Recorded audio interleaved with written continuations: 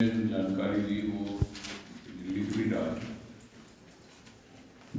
और सारी चर्चा के बाद ऐसा प्रतीत होता है कि जो 12 व्यवस्थाएं हैं हमारी अधिकांश स्थानों पर वो किसी न किसी कारण से पूरी नहीं है। 12 में से कहीं 6 है, कहीं 7 है, कहीं 8 है। तो 4 जो व्यवस्थाएं रहती हैं बाहर की, तरणताल, चिड़ियाघर, क्रीड़ांगन और बागवान, इसमें ज़्यादा तकलीफ है और बाकी जो व्यवस्था है वो अपने अंदर है तो हो जाती है। तरणताल के लिए पक्का ताल तो बहुत महंगा पड़ता है, बात सही है। तो जो छोटी स्थान है वहाँ पर आप लोगों ने अधिकतर ने बताया भी है कि टब यूज़ किया है या प्लास्टिक का किया है।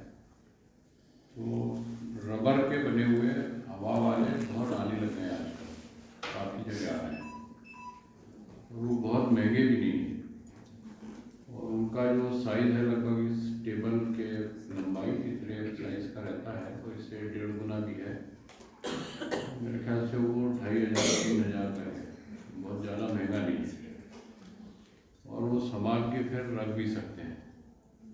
उसके साथ एक पंप आता है हवा भरने वाला, है ना, सब जगह अवेलेबल है। तो जहाँ तरणताल स्थायी नहीं बन सकता वहाँ कम से कम अस्थायी रूप से इस तरह का हम प्रयोग कर सकते हैं, क्योंकि तरणताल में बच्चे को आनंद बहुत आता है। तो उसको फिर कहना पड़ता है कि अब आजा बाहर में, निकलने को तैयार नहीं होते। एक बार पहले तो डरते हैं बच्चे पानी में जाने से, लेकिन एक बार जब चले जाते हैं तो फिर उनका मन नहीं होता निकलने का। इसके पीछे एक विज्ञान है और आप सब भी जानते हैं कि गर्भावस्था में जब बच्चा है तो वो गर्भाशय में एम्नियोटिक फ्लूइड के अंदर तैरता है।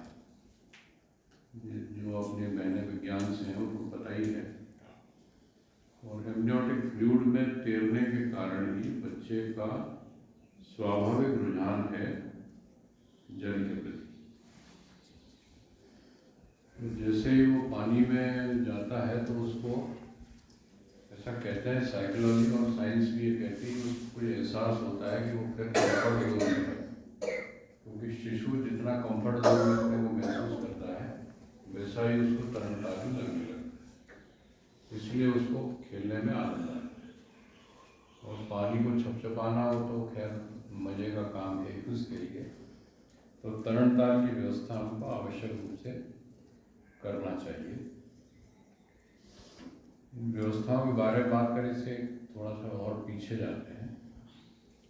एक वीडियो आया था और शायद आप बहनों ने बहुतों ने देखा होगा। वो वीडियो था एबॉर्शन और महिला डॉक्टर ने सजेस्ट किया जब किसी महिला को किसी कारण से कि ये बच्चा एबनॉर्मल है या इसकी ग्रोथ ठीक नहीं है, इसका एबॉर्शन होना है, तो जो इंस्ट्रूमेंट यूज़ होते हैं उस समय का वीडियो बना हुआ है। वो वीडियो बहुत जगह चल रहा है।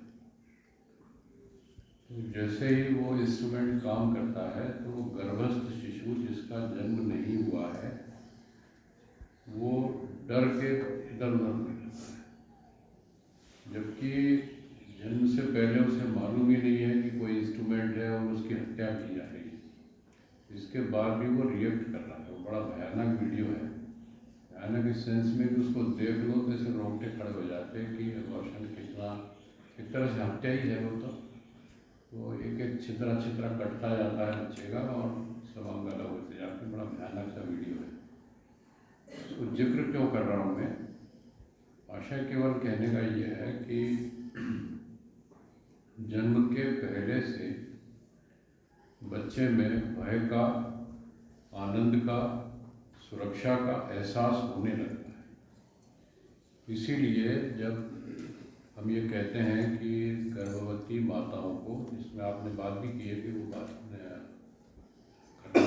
गर्भवती माताएं जैसा साहित्य पढ़ती हैं, जैसा गीत संगीत सुनती हैं, जिस तरह के इन्वायरमेंट में रहती हैं, वैसा शिशु के ऊपर प्रभाव निश्चित रूप से पड़ता है। ये विज्ञान भारत में पहले भी मानता था और अब वर्ण सब लोग मानने लगे।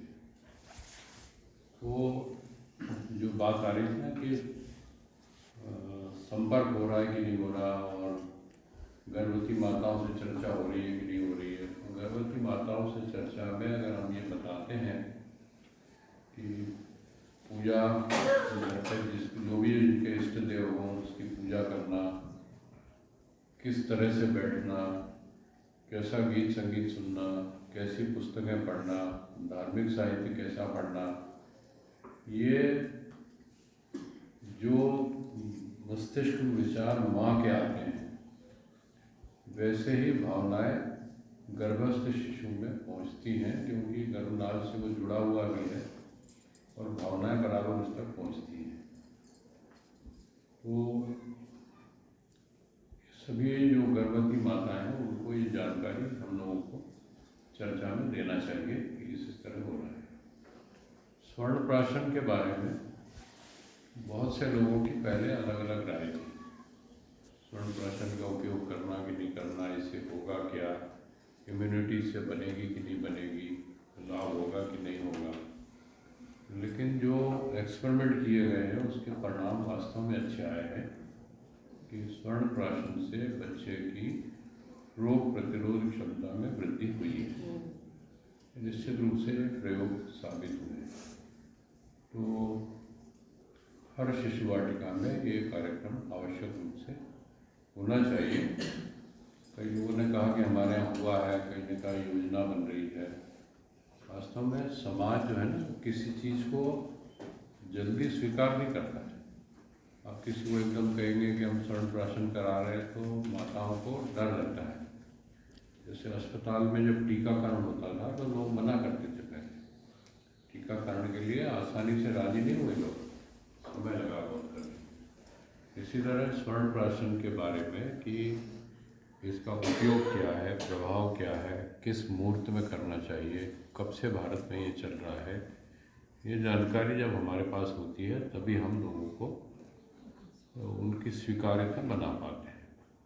एक बार में लोग तैयार भी नहीं होते, बार बार जब चर्चा करेंगे तब शायद स्वर्ण प्राशन का कार्य जो हमारा ठीक से हो पाएगा। जो लोग बहनों में से गुजरात गए हैं उनको तो सारा विस्तार से मालूम है, और जो लोग नहीं गए हैं वो उसके बारे में अध्ययन जरूर करें कि क्या करें। एक बार चर्चा आई किसी की कि स्मार्ट क्लास का प्रयोग कर रहे हैं। 2-3 बहनों ने कहा कि हम शिशु वाटिका में स्मार्ट क्लास कर रहे हैं। तो स्मार्ट क्लास में वास्तव में क्या कर रहे हैं मेरे को भी समझ में नहीं आया वैसे कि क्या हो रहा होगा, लेकिन कुछ विद्यालयों में मैंने देखी है स्मार्ट क्लास का उपयोग किस तरह कर रहे हैं, उसका वर्णन जरूर कर सकते हैं। स्मार्ट क्लास का जो बोर्ड है ना कि महंगा पड़ता है। आज की तारीख में उसका रेट करीब करीब 80,000 रुपया है इंटरेक्टिव बोर्ड, और अगर गूगल से उसमें फीडबैक किया हुआ है तो 1 लाख का पड़ता है। तो हर विद्यालय में स्मार्ट बोर्ड हो या इंटरेक्टिव बोर्ड हो ये ज़रूरी तो नहीं है, लेकिन अगर विद्यालय में है और स्मार्ट बोर्ड का उपयोग कर रहे हैं तो बहुत सारी गतिविधि कराई जा सकती है। विस्तार से बाद में उस पर बात करेंगे। अग्निहोत्र जो है सभी ने लगभग कहा कि हम अग्निहोत्र का प्रयोग, कुछ ने कहा कि हम कर रहे हैं, कई बहनों ने कहा कि हमने अब सुना है, और कईयों ने कहा कि हम योजना बना रहे हैं। इसमें अग्निहोत्र से इसकी जो शुरुआत हुई है वो कैसे हुई थी थोड़ा सा डिटेल बताऊँ मैं। मनुष्य ने जब अग्नि की खोज जब तक नहीं की थी तब तक उसके लिए अग्नि का प्रकट होना एक चमत्कार जैसा था कि अग्नि होती क्या है जो सब खत्म कर देती है। आपको नियंत्रण में लेना मनुष्य ने लगभग ऐसा कहते हैं 8,000 साल पहले मनुष्य ने अग्नि को नियंत्रण में ले लिया। नियंत्रण में ले लिया मतलब जब चाहे तब अग्नि को प्रकट कर सके। और भारतीय घरों में जो दीप प्रज्वलन होता था वो वास्तव में अग्नि को सुरक्षित रखने का एक तरीका ही था कि शाम के समय दीप प्रज्वलन करना ही करना है, तुलसी के आगे, भगवान के आगे और घर के अंदर। और एक नियम बन गया था कि दीप प्रज्वलन के पहले जो भी घर परिवार के सदस्य हैं वो घर में आ जाए, ये सुरक्षा के लिए उस समय का उपाय था। लेकिन अग्निहोत्र कैसे चला?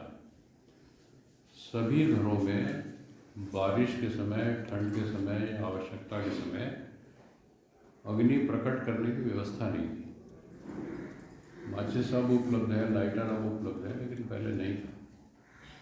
तो कुछ बस्तियों में एक परिवार को ये जिम्मेदारी दी गई थी कि वो अग्नि को सुरक्षित रखेगा, और एक पात्र बनाया जिसको अग्निहोत्र नाम दिया गया, और इसको संचालित करने वाले को लोगों का सरनेम पड़ गया अग्निहोत्री।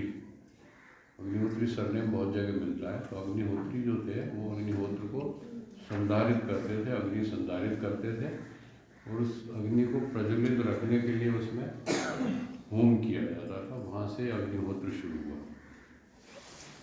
भारत में जो चीज़ अग्निहोत्र में समर्पित की जाती है उसमें तिल है और ज्वार, जौ जिसको कहते हैं, ज्वार है, ये प्रमुख रूप से है, तिल और ज्वार।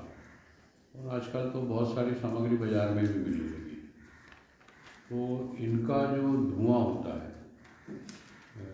तिल का भी और ज्वार का भी, वो कुछ क्षेत्रों में ज्वार को ज्वार माता ही नाम देते हैं अभी भी।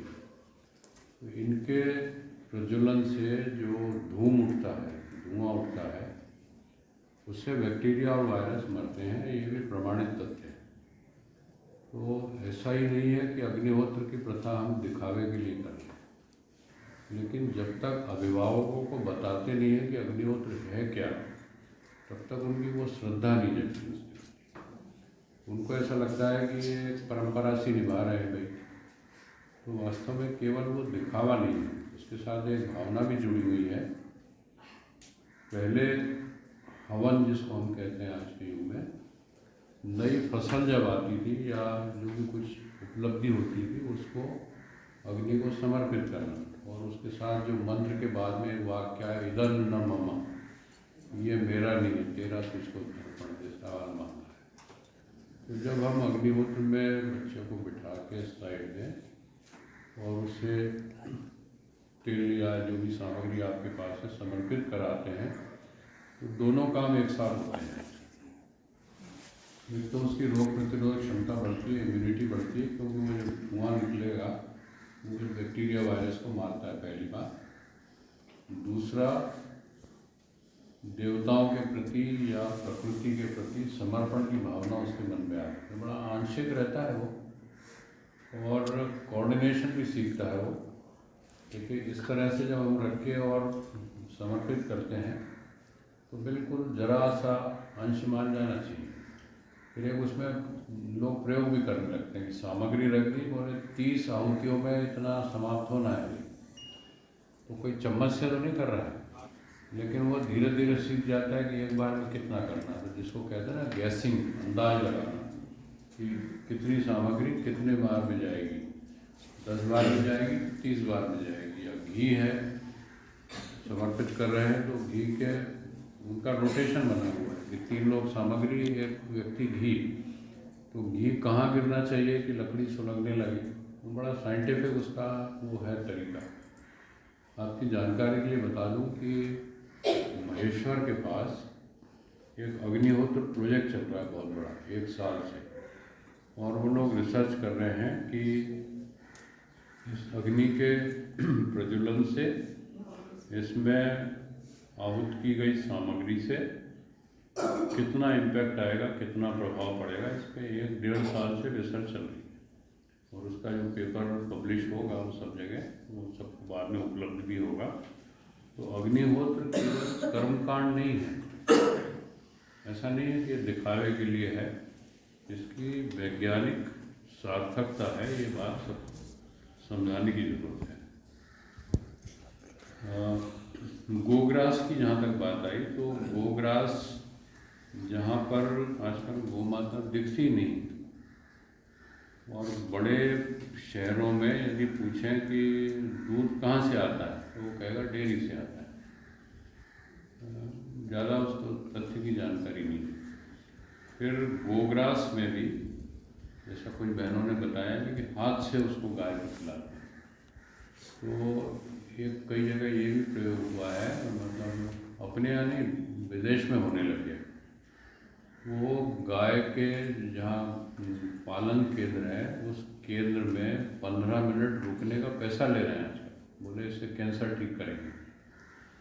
तो बीमारियों में कोई भी व्यक्ति हो कि उसके मन में जो भाव उठते हैं सद्भावना के या स्नेह के, प्रेम के, ये उसके मन को शांति देते हैं। हमेशा हमेशा ये तथ्य रहा है। तो गोग्रास देना मतलब गाय माता है, इसका दूध उपयोगी है, ये सारी सामग्री, ये बातें समझाने के लिए बच्चे को गोग्रास से शुरुआत की गई। और उसके मन में एक संस्कार इससे आ जाता है कि गौ माता इसकी सेवा करनी है, रक्षा करनी है।